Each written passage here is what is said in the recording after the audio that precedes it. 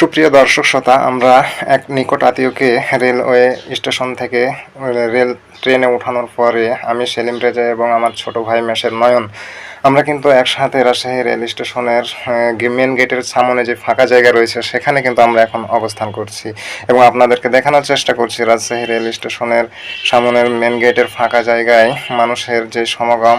কিছুক্ষণ আগে কিন্তু এই জায়গাগুলোতে অনেকটা লোকারণ্য ছিল, কারণ ঢাকা থেকে রাজশাহীর উদ্দেশ্যে যে ট্রেনটি কিছুক্ষণ আগে এখানে এসে পৌঁছেছে সেখানে কিন্তু যাত্রীরা বের হয়ে রাস্তায় পুরোটা কিন্তু লোকারণ্য ছিল। এখন রাত যত গভীর হচ্ছে লোকের সমাগম তত কমছে এবং আমরা দেখতে পাচ্ছি যে এখানে রাজশাহী রেল স্টেশনের সামনে যে ফাঁকা জায়গায়, এই ফাঁকা জায়গায় কিন্তু অনেক পথশিশু, এরপর বৃদ্ধ, ফকির মিসকিন এবং অনেক লোক কিন্তু রাস্তায় শুয়ে রয়েছে।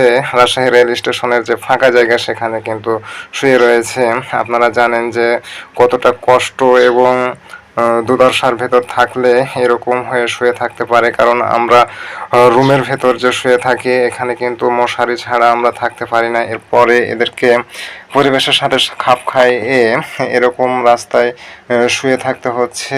জানি না মহান আল্লাহ কিভাবে তাদেরকে এখানে রাখছেন।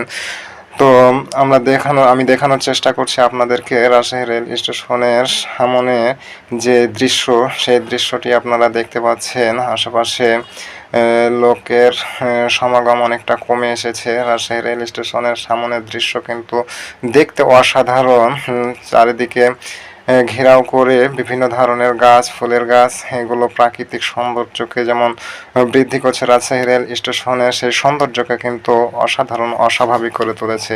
তো রাতের দৃশ্যতে আমরা যতটুকু দেখতে পাচ্ছি আসলে অন্ধকারাচ্ছন্ন হয়েছে, এর মধ্যেও আপনাদেরকে দেখানোর চেষ্টা করলাম। আপনারা ভালো থাকবেন, সুস্থ থাকবেন, আল্লাহ হাফেজ। দেখা হবে পরবর্তী ভিডিওতে।